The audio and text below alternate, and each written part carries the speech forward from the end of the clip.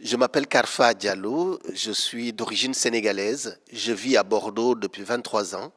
Je suis fondateur et directeur de l'association internationale Mémoire et Partage, qui est basée à Bordeaux, à La Rochelle, à Nantes et au Havre, qui étaient des ports négriers au XVIIIe siècle, mais qui est aussi basée à Dakar, au Sénégal, où nous travaillons. Nous avons fait voter au Sénégal la seule loi en Afrique qui déclare l'esclavage et la traite des Noirs crime contre l'humanité. L'objet de notre travail, c'est de mettre en place des outils d'éducation populaire à la mémoire partagée. Il s'agit pour nous de pouvoir mettre à la disposition du grand public la façon et les traces de cette histoire de l'esclavage, de la traite des Noirs et de la colonisation. Et pour ça, il est essentiel d'innover, de trouver de nouvelles idées et d'amener les populations, les citoyens, mais aussi les États à la responsabilité. Nous sommes très honorés et très heureux de participer à ce colloque ici, ce workshop du Goethe Institute sur cette question qui est essentielle aujourd'hui. Qu'est-ce que nous faisons des traces de l'histoire coloniale, les objets dans les musées, les rues, les places qui honorent des gens qui ont commis ce que nous sommes nombreux à penser être un crime contre l'humanité. Est-ce qu'il faut débaptiser? Est-ce qu'il faut restituer en Afrique? Ou bien est-ce qu'il faut laisser tel que c'est? Pour nous, c'est une question qui est vraiment importante parce que c'est la question de savoir qui est étranger et qui est également citoyen. Et pour ça, pour nous, c'est important de pouvoir mettre en place des objets et des outils pour pouvoir transmettre la vigilance citoyenne et la vigilance critique par rapport à ces traces. Nous avons mis en place à Bordeaux, par exemple, 4 parcours de visite guidée autour de l'histoire de la traite et de l'esclavage des Noirs.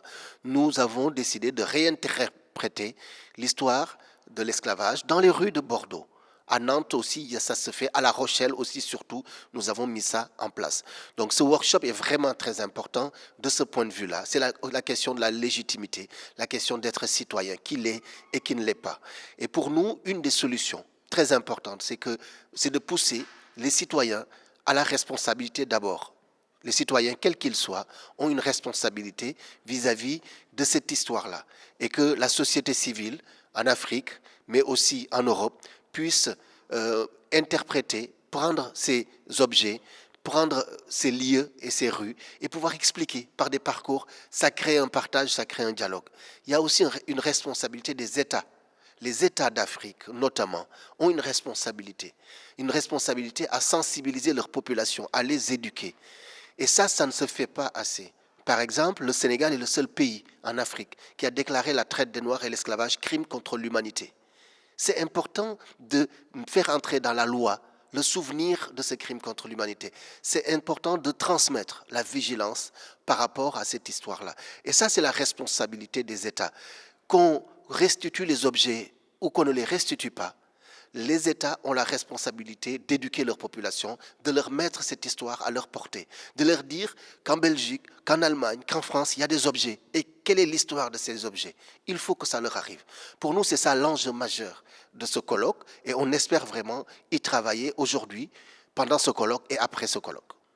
Sur cette question des traces de l'histoire coloniale, de l'histoire de l'esclavage, de l'histoire de la violence et de la domination des États par d'autres États, notre position, c'est de ne pas débaptiser. C'est de ne pas débaptiser les rues, les places. Pour nous, c'est vraiment important de pouvoir interpréter, mettre un dispositif critique. Quand il y a une rue qui honore quelqu'un qui a fait un crime contre l'humanité, qui a fait la traite des Noirs, qui a fait l'esclavage ou la colonisation, au lieu de débaptiser et d'effacer la rue, nous proposons de mettre un panneau explicatif, c'est-à-dire un dispositif critique, parce qu'il faut faire de la pédagogie. Si on débaptise la rue, on efface la mémoire, et plus personne ne pourra se souvenir de cela.